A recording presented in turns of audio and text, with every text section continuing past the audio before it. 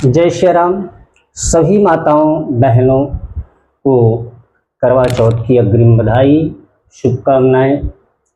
कैसे हैं आप सभी? आशा है आप सब स्वस्थ होंगे, दीर्घायु रहें, मस्त रहें। भगवान शिव और माता पार्वती की कृपा आप पर, आपके परिवार पर पूर्ण रूप से बनी रहे।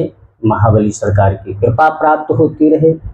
काफी लोगों का प्रश्न है कि गुरुजी करवा चौथ का व्रत कैसे किया जाए, अर्थात किस प्रकार से करना चाहिए। सबसे पहले मैं आपको बताऊंगा कि करवा चौथ व्रत हो, कोई शक्ति हो, कोई साधना हो, कोई व्रत हो, कोई नियम हो, कोई सिद्धि हो, बिना संकल्प के निष्फल है। आपको याद होगा हमारे यहाँ कोई भी कार्य किया जाता है, जमीन ली जाए, मकान लिया जाए, दुकान लिया जाए, एग्रीमेंट या रजिस्ट्री होती है तो सबसे पहले उस पर साइन होती है।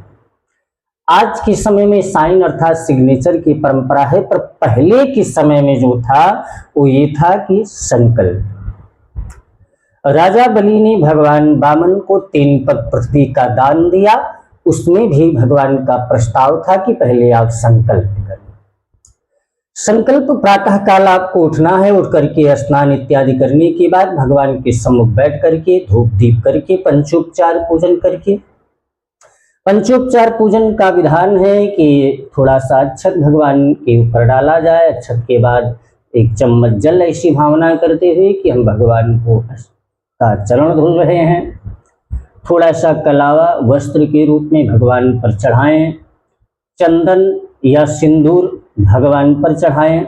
उसके बाद धूप कपूर अर्थात दीप दिखा करके भोग देवें और भोग के बाद में आप थोड़ा सा हाथ में जल ले लीजिए।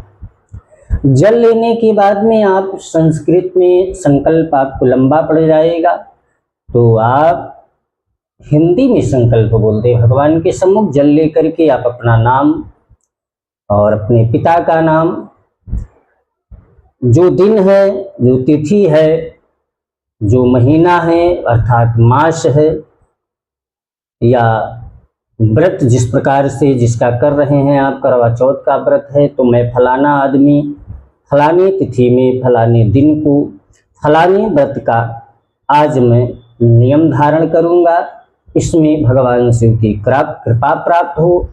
पतियों के लिए किया जा रहा है तो पति हमारे दीर्घायु हो, ऐसा बोल करके जल जमीन में डाल दें।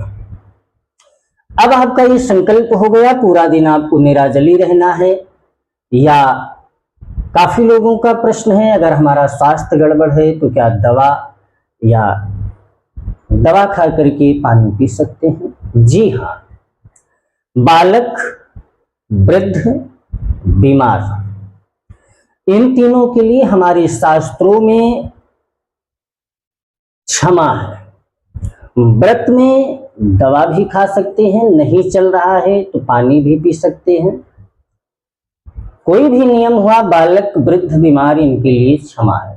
आप दवा का इस्तेमाल कीजिए क्योंकि पहले आत्मा फिर परमात्मा। आपकी आत्मा ही नहीं संतुष्ट है, आपके मन में तमाम प्रकार की मलिनता भरी है, आपके मन में तमाम प्रकार के पाप है, बहुत प्रकार के प्रश्न गूंज रहे हैं, मन में गंदगी ही गंदगी है, तो परमात्मा का ध्यान करने पर कोई लाभ नहीं मिलेगा।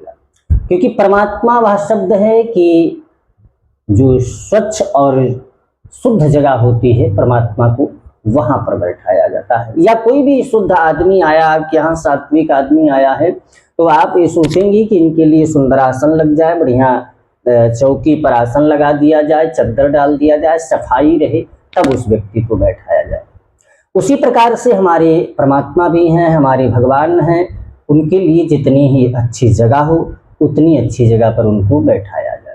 क्योंकि निर्मल मन जन सो मोहि पावा, मोहि कपट छल छिद्र न भावा। तो भगवान के लिए सबसे ज्यादा जरूरी है शुद्ध मन, शुद्ध हृदय। दवा खाइए आप और उसके बाद में व्रत का नियम पालन करें।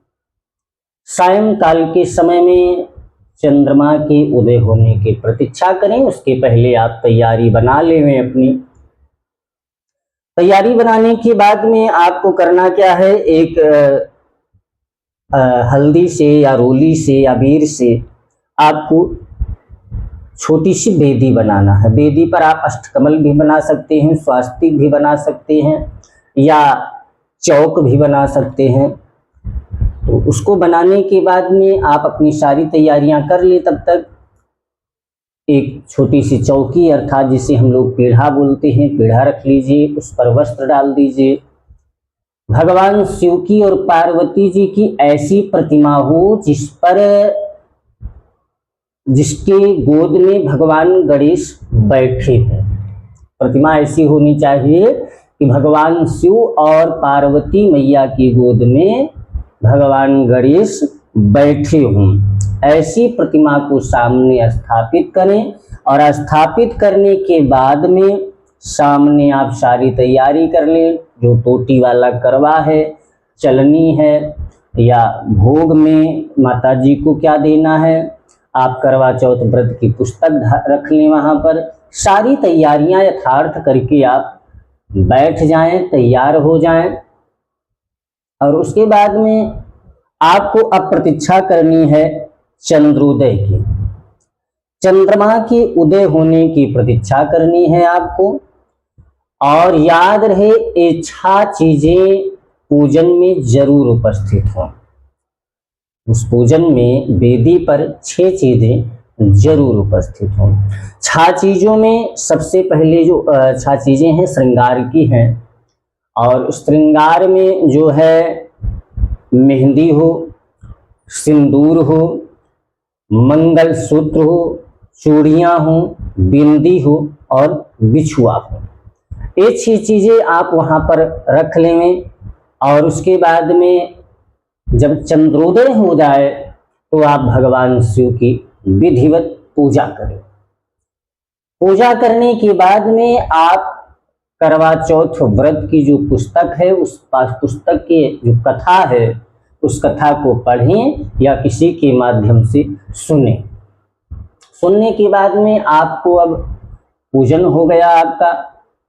पूजा के बाद आरती हो गई। आरती के बाद में जो टोटी वाला करवा है उसको आप सामने रख लीजिए। उसमें गेहूं या शक्कर डाल सकते हैं, कुछ भी भर के रख दीजिए। और उसके ऊपर से कुछ दक्षिणा रख लीजिए। दक्षिणा परम आवश्यक है, क्योंकि यज्ञ कोई भी हुई, यज्ञ की पत्नी है दक्षिणा। दक्षिणा रखने के बाद में आपने जो संकल्प किया है, संकल्प के अनुसार आपने पतियों की पूजा करें। और पूजा करने के बाद में आपको जो जल रखा गया है लोटे में, पात्र में, पूजा करें। पूजा करने के बाद में चंदन लगाएं। चंदन के बाद में आरती उतारें। आरती के बाद में आप चलनी के द्वारा जो चंद्रमा, पहले चंद्रमा को देखना है, उसके बाद में अपने पति को देखना है। उसके बाद आप चेहरा देखने के बाद आप जो लोटे में या पात्र में जल रखा गया है, उसी जल के द्वारा आपके करवा चौथ का पारायण होगा। पारण होगा। आपके पति आपको उसी पात्र से जलपान कराएंगे। जलपान कराने के बाद में आप जल पीजिए। जल पीने का मतलब हुआ कि आपके व्रत का पारण हो चुका है। आपने व्रत का पारण कर लिया है। अब सबसे बड़ी बात है ध्यान देने की कि हम लोग छोटी सी गलती कर देते हैं। गलती क्या करते हैं? हम लोग शौक में व्रत उठा लेते हैं। काफी लोगों ने आजकल सोशल मीडिया पर तो हमने देखा है कि करवा चौथ जैसे व्रत को भी कुछ लोगों ने इसे हास्य का रूप दे दिया है। तो मैं उन सभी से कहना चाहूंगा कि आप सनातन धर्म के प्रति जितने भी व्रत हैं, जितने भी पुराण हैं, शास्त्र हैं, इस पर हास्य की कोई भी ऐसी कॉमेडी ना बनाएं जिससे कि लोगों को ठेस पहुंचे। काफी लोगों को मैंने देखा अपनी कॉमेडी को हाईलाइट करने के लिए, वायरल होने के लिए, पैसे कमाने के चक्कर में भगवान को भी हास्य का रूप बना देते हैं। तो मैं उनसे भी कहना चाहूंगा कि आप लोग ऐसा कार्य ना करें, ऐसा कदम ना उठाएं कि जिससे लोगों को ठेस पहुंचे। हमारे देवी देवताओं के प्रति लोगों के मन में तमाम प्रकार से प्रश्न उठें। ऐसा कार्य, ऐसा निंदनीय कार्य ना करें। जो छोटी सी सबसे बड़ी गलती है, वो गलती हम लोग यहाँ पर कर देते हैं कि पारण कर लिए, पारण करने के बाद में सब वैसे का वैसे पड़ा है और अपने काम में लग गए। यहाँ ध्यान देना है कि आपने जो भगवान शिव के और पार्वती के विग्रह को रखा है, जो वेदी आपने बनाई है, जो कलश स्थापित किया है, जो दीपक आपने जलाया है, अभी आपने उसका विसर्जन नहीं किया। आप तो वहां से हट गए, लेकिन आपके देवता, आपके देवी, आपके भगवान अभी भी वहीं आपकी प्रतीक्षा में है कि हमें आकर के विदा करेगा। क्योंकि कोई भी व्यक्ति अपने आप जाता नहीं, जाने से पहले आपको बताएगा, आपका आदेश लेगा, आपकी प्रतीक्षा करेगा कि फलाना व्यक्ति आए तो उसको एक बार सूचित कर दें कि हम जा रहे हैं या उसके जाने की प्रतीक्षा कर रहे हैं। तो आपको सबसे पहले अब यहाँ पर उनका विसर्जन भी करना है, उनको विदा भी करना है। अब विसर्जन कैसे करें? थोड़ा सा आप अच्छा चावल ले लीजिए, और चावल लेने के बाद में आपको संस्कृत का श्लोक याद है तो आप उसे बोल लीजिए, मंत्रहीनम क्रियाहीनम भक्तिहीनम सुरेश्वरी यत् पूजितम मया देव परिपूर्णम तदस्तु मे आवाहनम ना जानामि विसर्जनम पूजां चैव न जानामि क्षम्यतां परमेश्वरी। प्रभु, जो कुछ बना सो आपकी सेवा में अर्पण किए, और जो ना बना हुआ होगा सो क्षमा करिएगा। ऐसा कह करके चावल वहां पर डाल दें। अब आप प्रणाम कर लीजिए, और प्रणाम करने के बाद में मानसिक हृदय से बोलिए कि प्रभु आप अपने स्थान को प्रस्थान करें। यथाशीघ्र जब कभी आवश्यकता होगी तो आपको पुनः बुलाया जाएगा। हम पर, हमारे पति पर, हमारे परिवार पर आप अपनी असीम कृपा बनाए रखें। संस्कृत का श्लोक नहीं बोल पाते हैं तो हमने बोला है लिख भी सकते हैं, नहीं लिख सकते हैं तो आप चावल लेकर के, अक्षत लेकर के हिंदी में अपने शब्दों में भगवान से बात कर लीजिए। प्रभु, यथाशीघ्र जो बना सो आपकी पूजा में हमने समर्पण किया, हम पर, हमारे परिवार पर अपनी करुणा दृष्टि, कृपा दृष्टि बनाए रखें। ऐसे ही तमाम प्रकार के नियमों को जानने के लिए और तंत्र से जुड़ी हुई समस्त बाधाओं की जानकारी के लिए हमारे चैनल से जुड़ें। ज़्यादा से ज़्यादा सब्सक्राइब करें, शेयर करें, और बेल आइकन बटन को दबाना ना भूलें, जिससे कि सारी वीडियो आप तक पहुंच सके। जय श्री राम, राधे राधे।